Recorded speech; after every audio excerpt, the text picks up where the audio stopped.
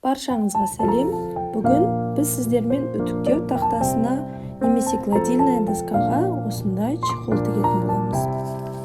Тігіншілер мені түсінеді деген ойдамын. Себебі үтікті көп пайдаланғандықтан осындай тақтамыз өте кір болып кетеді. Ал ендеше кеттік. Бізге сатин матасы, резинка, линейка, қайшы, бор және түйреуіш керек болады. Ол үшін сатин матамызды жайып, тақтамыздың үстіне әдемілеп жайып аламыз. Сосын тақты бормен осылай айналдырып сызып шығамыз. Формасын барынша сақтап, дұрыс сызуға тырысыңыздар. Осылай айналдырып белгілеп шығамыз. Барлығын айналдырып болған соң 10 сантиметр қалдырып, тағы да екінші линия жүргіземіз. Барлығын сызып шығамыз. Белгілеп, осы белгілерді бір-біріне қосып отырамыз. Осылай айналдырып барлығын белгілеп алып,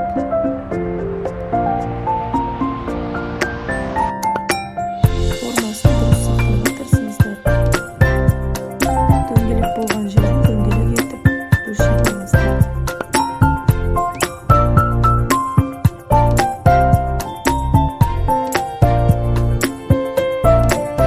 Міндетті түрде жақсы мата алуға тырысыңыздар, қыздар. Сатин матасы өте жақсы келеді. Осылай сызып шықты. Енді екінші линиямызбен осылай қиып шығамыз. Айналдыра қиямыз.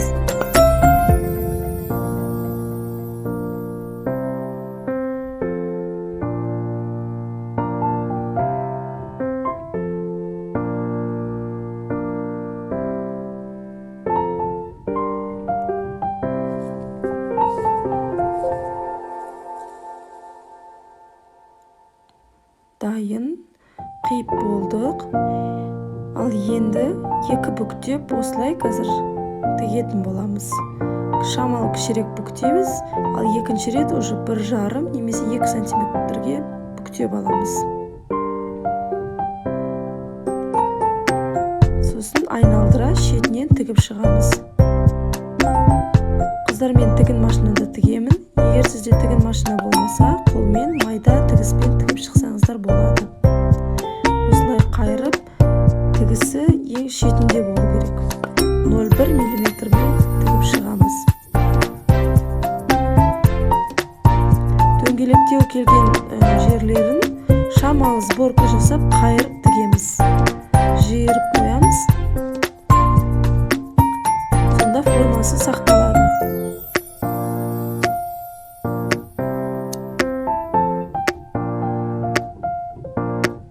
Осылай жиырып қоямыз. Бұрыш-бұрыштарды осылай жиырып тігеміз. Резинкаға орын қалдырамыз. Резинкамызды айналдырып өткіздік түйреуішпен. Міндетті түрде резинкамызды байлап қоямыз, шығып кетпес үшін. Енді дайын чехолымыз. Бірінші өлшеп көрейік. Дұрыс келеді ма, жоқ па?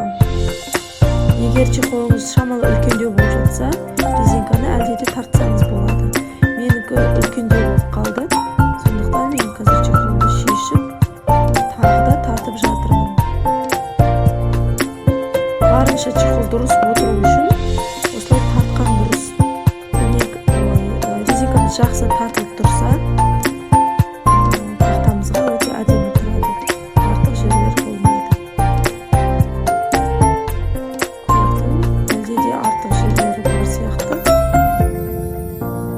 Осылай орнатып әдемілеп тартамыз шет-шеттердің барлығын. Менікі әлде де кеңдеу болып тұр, сондықтан мен қазір шешіп